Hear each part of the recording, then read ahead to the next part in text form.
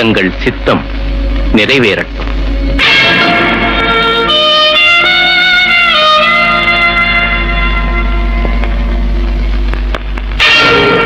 குருதேவர் பிரார்த்தனை செய்கிறார்.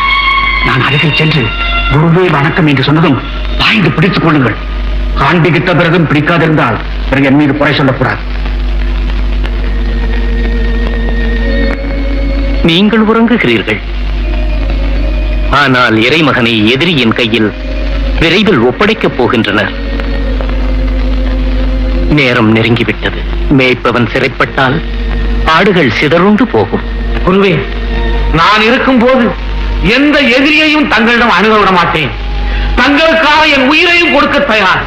ராயப்பா, இன்று காலை சேவல் கூவுவதற்கு முன்பு நீ என்னை மும்முறை மறுதலிப்பாய்.